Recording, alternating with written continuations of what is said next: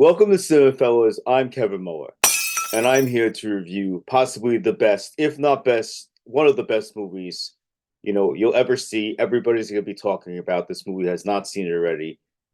This is The Apprentice. Deny everything, admit nothing. Never admit defeat. Hey, what's going on, guys? Again, I'm Kevin. And please excuse the really crap impersonation of Donald Trump that I did. I just thought I'd have something fun with it. Well, welcome to Cinefellas. Again, I'm Kevin Muller. I actually got a mug right here, and I'm here to talk about The Apprentice, a movie I was very, very interested in seeing. I watched this movie probably a couple of days before the election. So, what did I think of this? Oh, I know I said in the intro it was the best movie. It's not the best movie, but let me tell you something.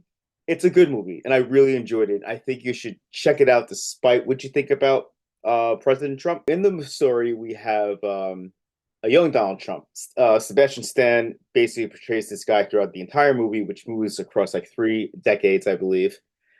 And in the beginning, Donald Trump is just a guy who's ambitious. He's young. He wants to build the best buildings in New York, and he wants to revitalize the New York City of the 70s and the 80s that did not have the glam that it has today. It was a little more dirty, a little more gritty. Unfortunately, this guy, Trump, as we all know, is just, wrapped in controversy even back then. You've heard the reports of him denying Black people housing and basically putting little codes on applications saying, like, this is a Black person trying to rent my rent space and, don't let them in.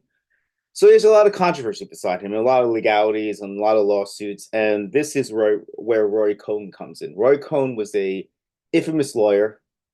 Right off the bat, he tells you, I don't care. I'm not a moral person. I'm not a good person. All I care about is winning.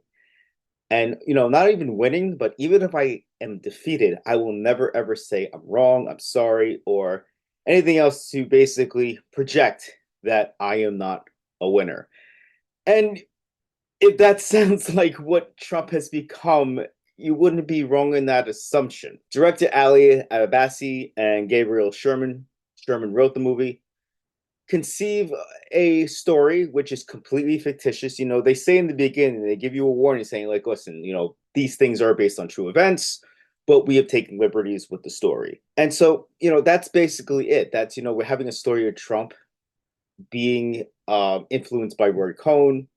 And I think it's in the trailer. I didn't watch the trailer. I always seen clips of this movie, but there's a part in the trailer, I think, or in the clips, where Roy Cohn is basically teaching Donald Trump how to speak to a client on the phone.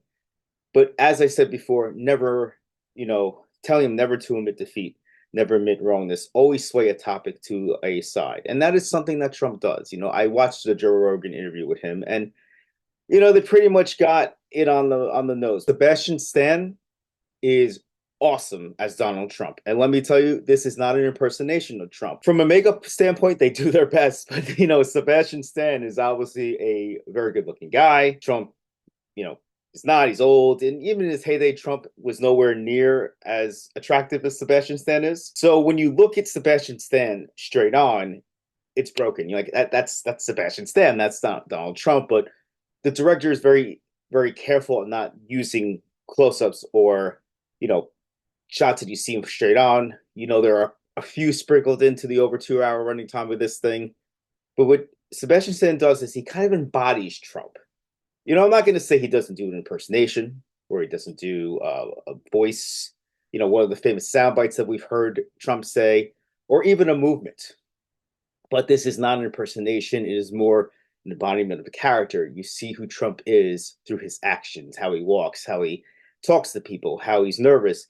And I really liked it. I thought Sebastian Stan was fantastic in this movie, and he just keeps impressing me with stuff that he does outside being the Winter Soldier, which I, really excited for, the future Marvel projects with him. The look of the film, as I said, it's supposed to be 70s, 80s, gritty, dirty New York City.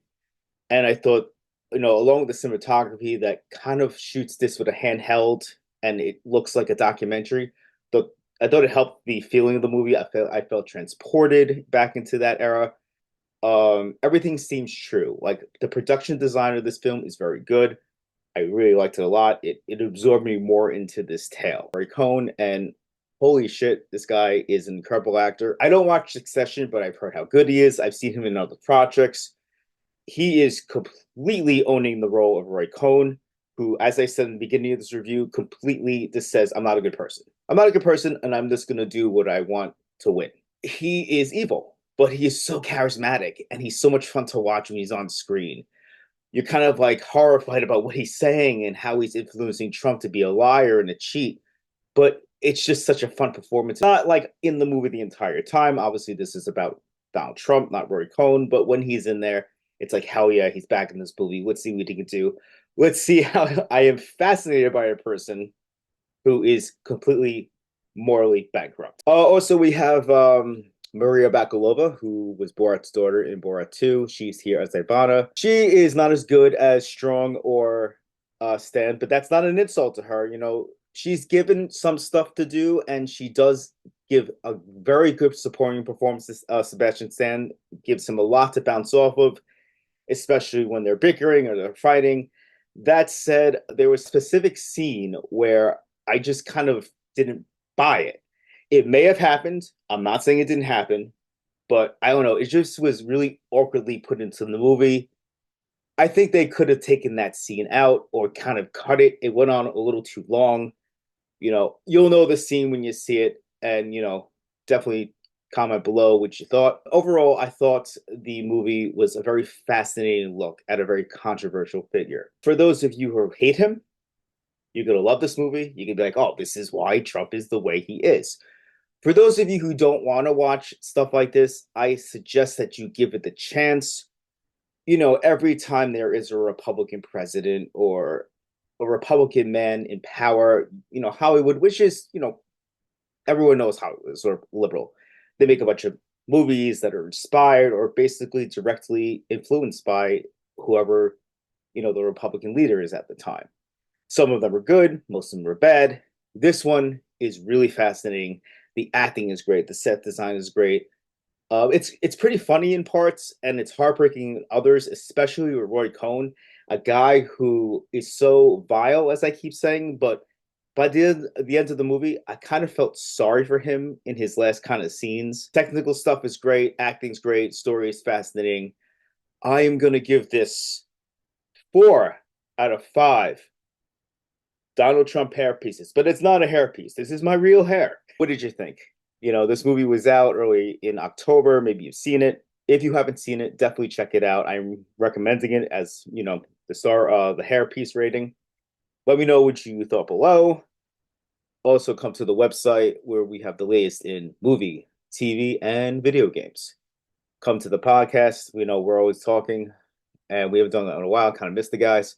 And check out some of the other reviews from the other guys on the site. All good. I enjoy listening to it when I run or just chilling in my car. Anyway, next time I'm going to be back with a review of Here, the new Tom Hanks and Robin Wright and Zemeckis film. I liked it. I understand why people are not grasping onto it, but I liked it. So tune into that next time. And as I say on this site, I am Kevin Muller, and cheers.